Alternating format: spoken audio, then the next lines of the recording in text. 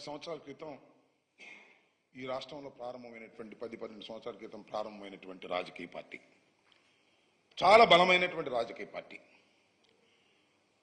67 సీట్లు మొదటిసారిగా గెలుచుకున్నాం. తరువాత 151 సీట్లు గెలుచుకున్నాం. మొన్న కేవలం 11 సీట్లకే పరిమితమయ్యాం. కానీ 40% ఓట్ షేర్ ఉన్నటువంటి రాజకీయ పార్టీ. 60% మాకు వ్యతిరేకంగా ఉంది. అక్కడ ముగ్గురు గెలిస్తే 60% అయింది. మేము ఒక్కళ్ళమే 40% కొన్నాం. సీట్లు 11 ఉండవచ్చు. చాలా బలమైనటువంటి రాజకీయ పార్టీగా ఏర్పడినటువంటిది జగన్మోహన్ రెడ్డి గారి నాయకత్వంలో ఉన్నటువంటి వైఎస్ఆర్ కాంగ్రెస్ పార్టీ అనేది దయచేసి మర్చిపోవద్దని మనవి చేస్తున్నాం. మేము మా పార్టీ కార్యకలాపాల కోసం రాష్ట్ర వ్యాపితంగా మేము ఆఫీసులు కట్టుకోవాలని నిర్ణయించుకున్నాం. అన్ని చోట్ల చట్టబద్ధంగా, ధర్మంగా, న్యాయంగా స్థలాలను కేటాయించుకున్నాం. ప్రభుత్వం కేటాయించింది. ఇదేం కొత్త కదే. మేము వచ్చిన తర్వాతే జగన్మోహన్ రెడ్డి గారు కేటాయించలేదే. ఇది చంద్రబాబు నాయుడు గారు పెట్టినటువంటి సాంప్రదాయం, చంద్రబాబు నాయుడు గారు ఇచ్చినటువంటి జీవోలు. ఆ జీవోల ప్రకారం, ఆ జీవోలన్నీ కూడా నిన్న నాని గారు చాలా వివరంగా వివరించారు. చంద్రబాబు నాయుడు గారే ఆయన జీవోలు తీసుకొచ్చి ఈ రాష్ట్రంలో అనేక చోట్ల, ఈవెన్ ఎన్టీఆర్ ట్రస్ట్ పేరుతో ఉన్నటువంటి తెలంగాణలో ఉన్నటువంటి బిల్డింగ్ కూడా, ఇవాళ ఇక్కడ తాడేపల్లిలో ఉన్నటువంటి బిల్డింగ్ కూడా, లేదా ఏలూరులోనూ మరొక చోట రాష్ట్ర వ్యాప్తంగా తెలుగుదేశం పార్టీ ఆఫీసులన్నీ కూడా ఇలా మీరు కేటాయించుకుని కట్టుకున్నవే. వాటి మీద మేము ఎప్పుడన్నా పడగొట్టడానికి ప్రయత్నం చేశామా? చేయలేదే. మీరు అధికారంలోకి వచ్చారు. మాకు నిర్మాణంలో ఉన్నాయి. మాది కొత్త పార్టీ కదా. మీరంటే 14 సంవత్సరాలు ముఖ్యమంత్రిగా చేశారు. ఎన్టీ రామారావు గారు ఇప్పుడు ప్రారంభించినటువంటి పార్టీ. రాజశేఖర రెడ్డి గారు మరణించిన తర్వాత మేము ప్రారంభించుకున్నటువంటి రాజకీయ పార్టీ దినదిన ప్రవర్ధమానంగా పెరుగుతూ ఉంది. ఒకసారి అధికారం ఉండొచ్చు, ఒకసారి అధికారం పోవచ్చు. ఇప్పుడు ఏదైనా జరగవచ్చు. That is a different matter. But బలమైనటువంటి ఒక రాజకీయ శక్తి ఈ రాష్ట్రంలో వైఎస్ఆర్ కాంగ్రెస్ పార్టీ. ఇది కాదని నేను సత్యం. నేను మనవి చేస్తున్నాను. దానికి మేము పార్టీ కార్యకలాపాల కోసం మీరు ఇష్యూ చేసినటువంటి జీవో ప్రకారం, చంద్రబాబు నాయుడు గారు క్రియేట్ చేసినటువంటి జీవో ప్రకారం, చంద్రబాబు నాయుడు గారి ప్రభుత్వం క్రియేట్ చేసినటువంటి జీవో ప్రకారం వాళ్ళు కేటాయించుకున్నారు. ఏ జీవో ప్రకారం అయితేనే ఆ జీవో ప్రకారమే మేము గవర్నమెంట్ భూముల్ని కేటాయించుకొని మేము నిర్మాణాలు చేస్తుంటే ఏం చేస్తున్నారు మీరు? ఇవాళ తాడేపల్లిలో ఉన్న మా బిల్డింగ్ని పాల్గొట్టేశారు. టకటకటక నిమిషాల మీద పాల్గొట్టేశారు. ప్రమాణ స్వీకారం చేశారు, మా ఆఫీస్ పాల్గొట్టేశారు. అదేమంటే జగన్మోహన్ రెడ్డి గారు విధ్వంసకారుడు, జగన్మోహన్ రెడ్డి గారు ప్రజావేదికను కూల్చేశాడు ముఖ్యమంత్రి అవ్వంగానే అని మాట్లాడి నోరులేనేవి. అది ప్రజావేదిక, అది ప్రభుత్వాన్ని.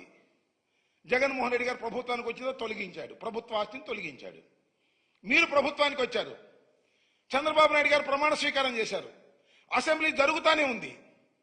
మా పార్టీ ఆఫీసు, మేము కష్టపడి కట్టుకున్నటువంటి ఆఫీసు, మీరు ఇచ్చినటువంటి జీవోల ప్రకారం మేము స్థలాన్ని కేటాయించుకుని కట్టుకుంటున్నటువంటి దాన్ని టపటపా తెల్లారి గట్టొచ్చి పాల్గొట్టేశారే. మీరు విధ్వంసకారులు. మీరు కాదా మేమా చెప్పని అడుగుతా ఉన్నా. పచ్చి విధ్వంసకారుడు నారా చంద్రబాబు నాయుడు గారు, తెలుగుదేశం ప్రభుత్వాన్ని మనవి చేస్తున్నా.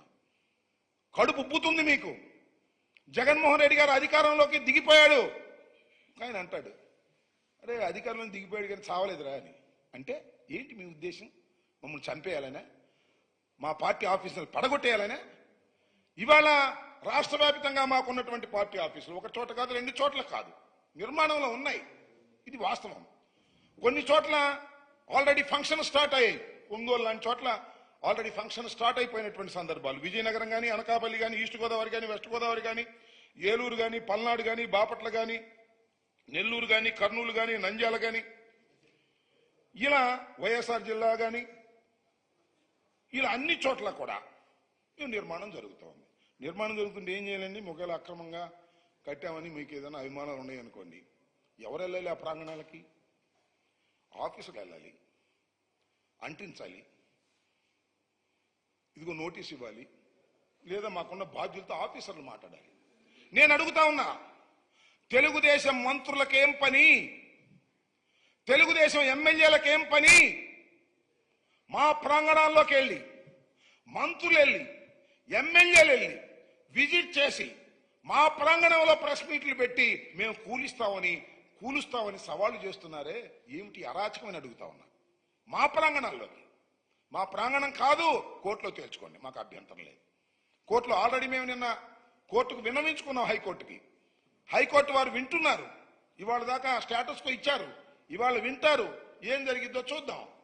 మీరు దౌర్జన్యపూరితంగా ఎమ్మెల్యేలు, మంత్రులు మా ప్రాంగణాల్లోకి, మాకు గవర్నమెంట్ ద్వారా సంక్రమించినటువంటి చట్ట ప్రకారంగా సంక్రమించబడినటువంటి స్థలాల్లో మేము భవనాలు నిర్మించుకుంటుంటే ఆ భవనాల దగ్గరికి వెళ్ళి మీరు ఆక్యుపై చేసుకుని అక్కడ ప్రెస్ మీట్లు పెట్టి అక్కడ మమ్మల్ని బెదిరించే కార్యక్రమం చేస్తున్నారంటే ఇది ప్రజాస్వామ్యమా లేక అరాచక పాలన అని అడుగుతా ఉన్నా. మీరు అరాచక పాలన కాదా అని అడుగుతా ఉన్నా. మీరు చట్ట ప్రకారం రండి, చట్ట ప్రకారంగా మాకు నోటీసులు ఇవ్వండి, చట్ట ప్రకారంగా మేము కోర్టులో తేల్చుకుంటాం. చట్టం కూల్చమంటే మీరు కూల్చండి, మాకు అభ్యంతరం. అభ్యంతరంగా వచ్చి కూల్చేస్తాం, నరికేస్తాం, చంపేస్తాం అనేటువంటి పద్ధతుల్లో మీరు వ్యవహరించడం అనేది సరైనటువంటి విధానం కాదు. ఇప్పటికైనా మీరు జాగరూకతతో వ్యవహరించండి. మొత్తం అన్ని ఆఫీసులు కూడా అది వైఎస్ఆర్ కాంగ్రెస్ పార్టీ ప్రాపర్టీస్ అని మనం చేస్తున్నాం. చట్టబద్ధంగా ఎక్కడ ఆక్రమించుకున్నారు, అది ఆక్రమించుకున్నారు, ఇది ఆక్రమించుకున్నారని ఫేక్ న్యూస్ ఫ్యాక్టరీలు తయారయ్యే వార్తలు రాస్తున్నారు. ఎక్కడ ఏది ఆక్రమించుకున్నది కాదు. చట్ట ప్రకారంగా మేము వాటిని ప్రభుత్వం ద్వారా జీవోల ప్రకారం పొందినటువంటివి. మీకేదైనా అనుమానాలుంటేనో అభియోగాలుంటేనో కోర్టులో తేల్చుకోవాల్సినటువంటి అంశాలు తప్ప ప్రభుత్వం మీ చేతిలో ఉందని మంత్రులు వెళ్లి దాన్ని పడగొట్టేటటువంటి కార్యక్రమాలు, ఎమ్మెల్యేలు వెళ్లి దాని మీద దృష్టిగా ప్రవర్తించే కార్యక్రమాలు, ఇలాంటి సాంప్రదాయాలను మీరు సృష్టిస్తే సాంప్రదాయాలు ఊరికి పోవు, మళ్ళా రిపీట్ అవుతాయి. దయచేసి గుర్తుపెట్టుకోండి. మీకు అధికారం వచ్చింది, మీరు మంచి సాంప్రదాయాలను మీరు పాటిస్తే మళ్ళా అధికారంలోకి వచ్చే ప్రభుత్వాలు కూడా మంచి సాంప్రదాయాలు పాటిస్తాయి తప్ప మీరు క్రియేట్ చేసినటువంటి సాంప్రదాయాలు మళ్ళా మీకే ప్రమాదం తెచ్చిపెట్టే దశకు మీరు దయచేసి వెళ్ళొద్దని కూడా ఈ సందర్భంగా నేను మనవి చేస్తూ, ఏదైనా ఈ మా కార్యాలయాలకు సంబంధించినవన్నీ కూడా నేను మనవి చేస్తున్నా. ఈ ఫేక్ న్యూస్ ఫ్యాక్టరీలో తయారయ్యే వార్తలు చూసి నమ్మవద్దు.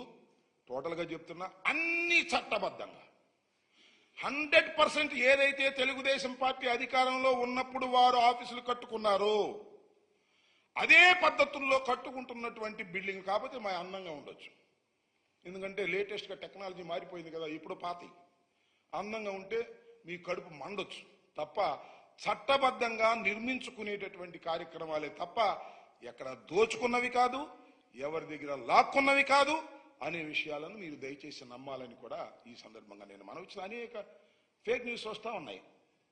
మొన్న నేను చాలా చిత్రంగా నా మా కూర్చుంటే వచ్చేవారు అడిగారు, ఏమండి కాంగ్రెస్ పార్టీలో జగన్మోహన్ రెడ్డి గారు విలీనం చేస్తున్నాడు కదా అంట కదా పార్టీని, ఏమని చేయవు నాకు అర్థం కాలే, రాసి పారేశారు దేనిలోనో, ఏ దానిలో చెప్పేశారు. నిన్న ఒక పెద్ద విచిత్రం, మన రామకృష్ణారెడ్డి గారు ఇంటి నుంచి వెళ్ళి పోలీస్ స్టేషన్ సొంతకాలు వెళ్ళి ఆయన సరెండర్ అయితే బాత్రూంలో దాక్కున్నాయంట అన్నదమ్ములు ఇద్దరు. తమ్ముడేమో పారిపోయాడంట, అన్నను పట్టుకొచ్చారంట. చూస్తుంది ఒక టీవీ వార్త. ఏం పోయే కాలమయ్యా మీకు, నాకు అర్థం కాలేదు. ఇంత ఫాల్స్ న్యూస్ రాస్తారు. అలాగే మొన్న ఇక్కడ జగన్మోహన్ రెడ్డి గారు జిందాబాద్ జోహార్ రాజశేఖర రెడ్డి అంటుంటే దాన్ని వెనకబెట్టి సైకో జగన్ అన్నట్టుగా రాసి పారేస్తున్నారు. ఇవన్నీ దిస్ ఆల్ ఫేక్. నమ్మొద్దు, వాస్తవాలని నమ్మండి. ఇవాళ వాట్సాప్లు వచ్చిన తర్వాత, ఇవన్నీ వచ్చిన తర్వాత ఇక చివరికి ఆ ఫేక్ న్యూస్ ఫ్యాక్టరీలు తయారు చేసే కొన్ని ఛానల్స్ ఉన్నాయి, ఆ TV5, ABN, దానిలో పచ్చి అబద్ధాలు రాసేటటువంటి ప్రయత్నం చేస్తున్నారు. వాస్తవాలని నమ్మండి, అబద్ధాలను నమ్మవద్దని కూడా ఈ సందర్భంగా మీ ద్వారా రాష్ట్ర ప్రజానీకానికి అందరికీ తెలియపరుస్తున్నాను. Please subscribe Telugu politics.